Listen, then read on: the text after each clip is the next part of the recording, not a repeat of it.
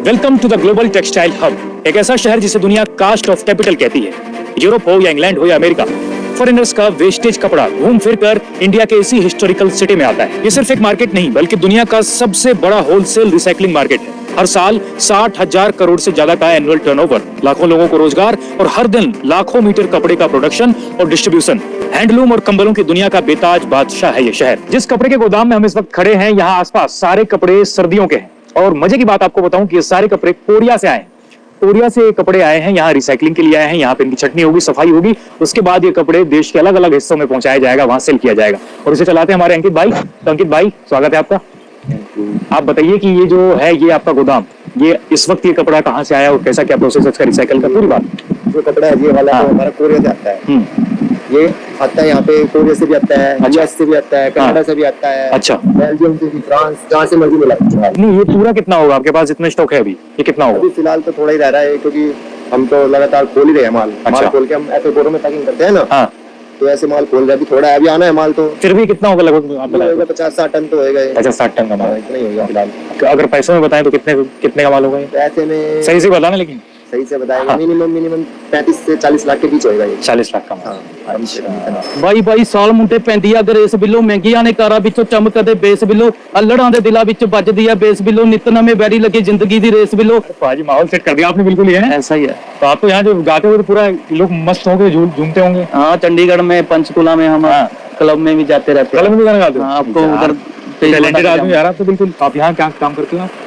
यहाँ पे सर मैं पिछले 7 साल से पानीपत में आ रहा हूँ। 7 साल से? हाँ जी। हाँ। और मैं अपना खुद का एक छोटा सा स्टोर चलाता हूँ। इधर से कपड़ा लेके जाता हूँ, इधर भाई लोग जानते हैं हमें, अच्छा प्यार है इधर मेरा। और यहाँ से सस्ता कपड़ा मिलता है, सभी लोग पूरे इंडिया भारत से इधर आते हैं और यहाँ से खरीद के अपना कारोबार चलाते हैं, अपनी जिंदगी में आगे बढ़ते हैं। ऐसा ही मैंने भी एक यूट्यूब पे वीडियो देखा था पानीपत का, और उसे देख के मैं इधर विजिट किया मैंने। और आपने यूट्यूब पे देख के पानीपत देखा कि इतना कुछ है यहाँ पे, तो आप यहाँ? हाँ हाँ जी, हाँ जी। पहले मैंने कभी नहीं देखा था, मैंने यूट्यूब पर देखा था। आप रहने वाले पंजाब के हो? मैं पंजाब पटियाला से हूँ सर। हाँ जी। और इधर मुझे अच्छा लगा। कोई भी बंदा जिसका कम बजट है, कोई भी भाई है जो आगे अपनी पढ़ाई नहीं कर सकता पैसों के कारण, वो अपना बिजनेस आजमाए, अपने आप को, अपनी किस्मत आजमाए, पानीपत में आए, यहाँ से सस्ता कपड़ा लेकर अपनी मार्केट के हिसाब से बेचे उसको ले जाकर, और जिंदगी में आगे बढ़ सकता है। कभी आप कपड़ा नहीं आए हो? आज इधर मैं कपड़ा ही लेने आया था। अच्छा, फिर लेके जाओगे अपने दुकान पे आप? हाँ जी, अपनी दुकान पर लेके मैं इसे बेचूंगा। हाँ जी। और रैप भी करते हो आप? साथ में मैं गाता भी हूँ सर, और चंडीगढ़ वगैरह गाते रहते हैं हम। हाँ। पंजाब में ज्यादातर पंजाबी रैप ही गाते हैं। सरोजनी नगर, पालिका बाजार या ऐसे तमाम मार्केट्स में जो आप कपड़े देखते हैं, वो कपड़े यहीं से जाते हैं। तो ये जो कपड़े हैं, ये कपड़े क्या रिसाइकल हो गए हैं, कहाँ से आए? ये देख, ये कोरिया का है। ये कोरिया का माल है? 100 किलो का बेल है। अच्छा, ये 100 किलो का बेल है। इसमें 10 किलो रिजेक्शन निकलेगा, बाकी 90 किलो सही है, हम पहनने वाला सही अच्छा। ना। तो फिर 90 किलो जो निकालेंगे आप, उसको क्या करेंगे आप? तो सरोजनी नगर, पंजाब, हरियाणा, जहाँ का व्यापारी आएगा वहाँ चला जाएगा, जिसको दुकान है। अच्छा, और बाकी ये जो पीछे ढेर है मेरे, ये क्या है? ब्लैक ढेर क्या है ये धागा मिल में जाएगा ये। अच्छा, तो आप ये धागा मिल को बेच देंगे आप? हाँ ठीक है। तो फिर इसका नहीं, मतलब आपके लिए जो वेस्ट है, हाँ, जिसको आप कहते हैं कि ये काम का नहीं है, हाँ, मेरे वो कपड़ा जाएगा मिलों में, मिलों वहां से रिसाइकल होगा धागा बन के, फिर इसका धागा बन के नया कपड़ा बना। अच्छा, तो ये पूरा प्रोसेस है। ये बाहर से माल आता है, सारा विदेशों से माल आता है, ठीक है ना। जर्मन हो गया, ऑस्ट्रेलिया हो गया, दुबई हो गया, यूरोप हो गया, वहाँ से माल आता है रिसाइकलिंग के लिए। रिसाइकलिंग के लिए माल आता है, इसका बनता है धागा बनता है, और बड़ी बड़ी इंडस्ट्री में जाता है, जहाँ इसका धागा बन के इससे फिर कंबल, चादर, नए कंबल, नए चादर वगैरह बनते हैं, बेडशीट वगैरह, जिससे हैंडलूम का काम चलता है। तो जो नया हैंडलूम के लिए धागा हर बार बनाएंगे तो वो बड़ा कॉस्टली होता है, और ये रिसाइकलिंग के लिए जाता है तो ये कॉस्ट सस्ता पड़ जाता है, जिसके कारण है कि आपको मार्जिन भी मिल जाता है, और आगे कच्चा माल तैयार होता है, वेस्टेज कम होती है इससे, जिससे हमारे को फायदा हो जाता है। और यहाँ पानीपत में लोगों को काम मिल जाता है। पानीपत में फर्स्ट आता है हैंडलूम, और सेकंड नंबर पे ये रस का काम होता है। रस का काम इस टाइम इतना ज्यादा है, बरसत रोड और कावड़ी रोड सबसे ज्यादा इसी काम के ऊपर डिपेंड है।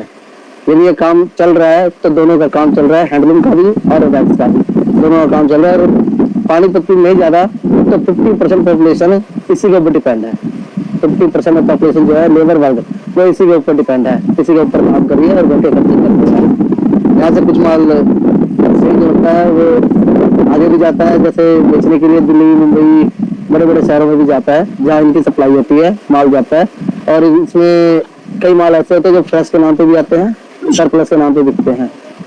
ये चीजें होती है इसमें। बाकी 90% माल इसका धागा बनने का काम ही आता है। धागा बनता है और उससे कंबल ब्लैंकेट वगैरह सारा बनता है इससे, और टेक्सटाइल का काम होता है, वही यूज होता है वो कपड़ा। ये सिर्फ बहता हुआ गंदा पानी नहीं है, बल्कि ये वो धीमा जहर है जो रिस रिस कर पानीपत के ग्राउंड वाटर में मिल चुका है। सरकारी आंकड़ों के मुताबिक इन इलाकों का पानी अब पीने लायक तो छोड़िए, छूने लायक भी नहीं बचा है। लेकिन शायद मजबूरी का नाम ही जिंदगी है और आसपास के गांव के लोग इसी पानी को पीने को मजबूर हैं। यहाँ की फैक्ट्रियों से जो गंदा वेस्टेज निकलता है उसका पानी इसके आसपास के जितने भी गाँव हैं, जैसे कि इस वक्त हम यहाँ पे शिवा गाँव में मौजूद हैं, और यहाँ इस गाँव में स्थिति इतनी खतरनाक हो गई है कि जमीन के नीचे जो पानी है वो भी बहुत ज्यादा दूषित है। तो हमारे साथ कुछ स्थानीय लोग हैं जो यहाँ के निवासी हैं और ये बताते हैं कि यहाँ पे बहुत हालत खराब है। तो सर पहले तो अपना नाम बताइए। जसबीर सिंह, गांव शिवा। हाँ सर, यहाँ पे क्या क्या समस्या है मेजरली पानी की? मेजरली पानी की समस्या है जी कि पानी का जो लेवल है वो वाटर लेवल बहुत नीचे जा चुका है। अच्छा। और जो इंडस्ट्रीज यहाँ लगी हुई है ये क्या करते हैं कि गंदा पानी जो होता है ना इसका डाई हाउस का, वो नीचे बोर करके और पानी में डालते हैं। पहला काम तो ये करते हैं कि इस पानी को बहुत ज्यादा गंदा करते हैं और इसकी तरफ सरकार को ध्यान देना चाहिए। बिल्कुल बिल्कुल। दूसरा ये है कि जो भी नाले के द्वारा पानी जाता है वेस्ट पूरे शहर का, गांवों का, वो सभी हमारी यमुना नहर में मिलता है जो कि एक पवित्र नदी मानी जाती है और लोगों की आस्था है उसके अंदर। और लोग जाते हैं तरह तरह के टाइम पर वहां पर नहाने धोने के लिए, लेकिन उनको सुविधा नहीं मिलती। नहाने की बजाय जो पहले आदमियों को सुख मिलता था नहाने से, वहाँ चर्म रोग समाप्त होते थे। अब हालत ये है कि वहाँ जाने के बाद चर्म रोग ही मिलते हैं। कप्तान सिंह ये बताइए कि यहाँ पे ग्राउंड लेवल वाटर का क्या है, मतलब कितने फुट नीचे पानी है या कुछ? ग्राउंड लेवल वाटर यहाँ भाई साहब लगभग 160 फुट। 160 फुट? ये तो बहुत ज्यादा कम है। हाँ, और ग्राउंड लेवल वाटर की भी ये हाल है कि वो सारा पॉल्यूटेड हो चुका है। किस कारण से? क्योंकि जो इंडस्ट्रियलाइजेशन है ना पानीपत का, ये डाई हाउसेज बहुत है यहाँ। सारा केमिकल जो है फैक्ट्रियों में पाइप द्वारा जमीन के नीचे अंडरग्राउंड वाटर में छोड़ देते हैं। ये गंदा पानी निकल रहा है इससे। ये तो ऐसा होता है ना, हाँ। मोटर चलती है तो एक बार मिट्टी उठती है, अंदर चेहरा बन जाता है ना। हाँ। वैसे साफ है, लेकिन इसका जो वो चेक करते हैं ना पीने के लिए, हाँ। वो TDS वो बहुत ज्यादा खराब है। TDS का बहुत ज्यादा खराब है। हाँ, मतलब पीने वाला तो ऐसे पी नहीं सकते। इसको पियेंगे तो फुंसी शरीर में गांठें सी ये बनने लग जाती हैं। अच्छा सर, कितने फुट नीचे से पानी ये ट्यूबवेल पे है? ये 200 फुट नीचे से पानी आ रहा है। 200 फुट नीचे से आया जी। पानी देखिएगा ओके मुझे लग रहा है, लेकिन TDS का बहुत लो है। TDS बहुत खराब है। ये पानीपत की वो इनसाइड स्टोरी है जिसे अक्सर ग्रोथ और GDP के आंकड़ों के नीचे दबा दिया जाता है। इंडस्ट्रियलाइजेशन होना चाहिए, ग्रोथ होना चाहिए, प्रोडक्शन बढ़ना चाहिए, लेकिन क्या उसकी कीमत ये हो? ये गंदे नाले का पानी? अगर आज भी अब भी हम अगर इन्वायरमेंटल डिजास्टर पर नहीं जागे तो शायद वो दिन दूर नहीं जब पूरी दुनिया को कपड़े पहनाने वाला ये शहर पानीपत खुद बीमारी की